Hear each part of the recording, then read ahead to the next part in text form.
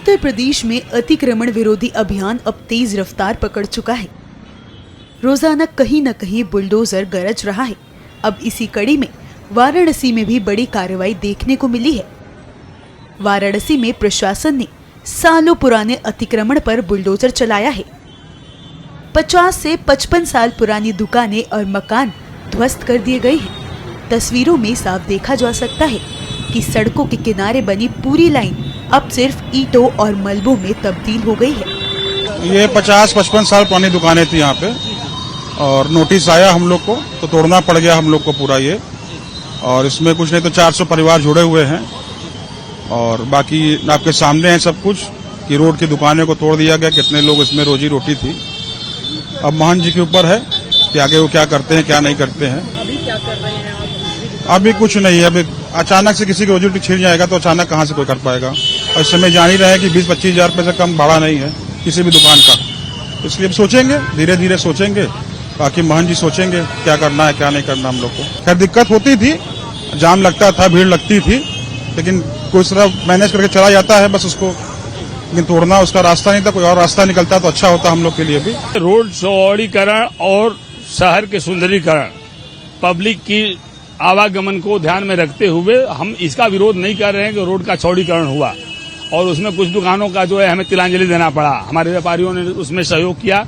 दुकानों को सरकार और एडमिनिस्ट्रेशन का सहयोग करते हुए हमने बिना विरोध किए भी दुकानों को खाली किया है। अंदर से बहुत भावुक है। हमारे सारे व्यापारी के घर में जो है आज एक ऐसी स्थिति है, माने वो कह लीजिए मातम की स्थिति है। लेकिन इसके बावजूद भी व्यापारियों ने दिल में पत्थर रख करके और एडमिनिस्ट्रेशन का सहयोग किया है और दुकानों को खाली किया है। दुकानें रात में तोड़ी गई है, लेकिन व्यापारियों के हमारी डिमांड है कि हमारे विस्थापन की व्यवस्था की जाए, हमारी रोजी रोटी की व्यवस्था की जाए। बची निश्चित तौर पर मकान मालिक चूंकि जो लैंडलॉर्ड हैं उनको जो है वो मुआवजा मिल चुका है। अब हम उनसे ये मांग करते हैं कि कम से कम इसमें जो एक कॉम्प्लेक्स बने और उस कॉम्प्लेक्स के अंदर जो दुकानें हैं, जिन व्यापारियों को दुकानें गई हैं, उनको एक एक दुकान जो है अलॉट किया जाए। छोटी बड़ी और नए रेटों पर ही अलॉट करें, पुराने रेटों पर न करें, लेकिन उनको जरूर जो है उनको ध्यान में रखें क्योंकि वो बरसों से जुड़े हुए हैं।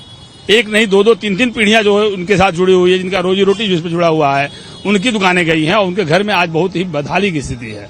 वहीं इस कार्रवाई में कई अवैध निर्माणों को हटाया गया, जिससे आमजन और यातायात को राहत मिली है।